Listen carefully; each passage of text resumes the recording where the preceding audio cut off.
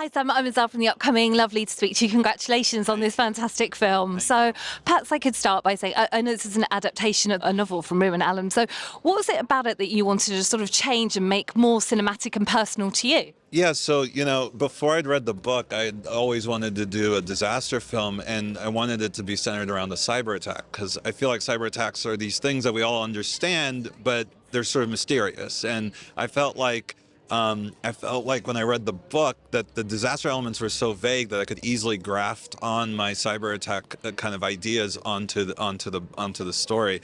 And honestly, the reliance on technology, that theme already ran through the book, so it all sort of kind of folded in together. And I just found it pretty exhilarating when I saw that the two concepts could marry well together like that.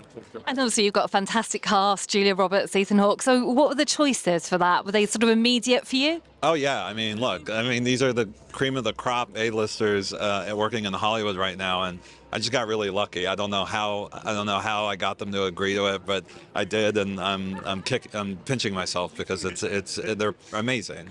And obviously there's scenes in that. Obviously you've modernised the book, changed it for yourself, but there are themes in there that you've kept relatively close to the book, like themes of racism that run through it.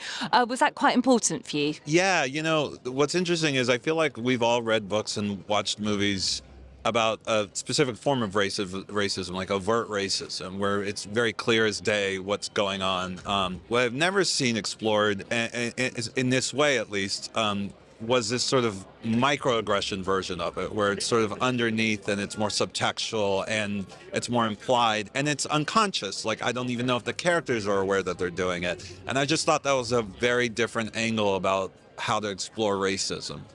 And what do you hope the viewers will take away when they watch this then? Ask questions and take stock in the relationships that they have, and debate and try and interpret what the film is actually cautioning you about.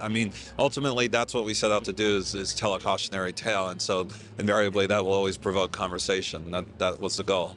Honestly, it was about those characters for me. That was the single most, that was the biggest priority, trying to capture the essence of the relationship and their dynamic that was in the book. I really wanted to capture that in the film. I think the easiest way to do that is cast really well, which I got super lucky with. They're the cream of the crop in my opinion. They're the best in the business right now, and to watch them sort of collide with one another is just like watching fireworks go off. It's better than any CGI that you'll ever see.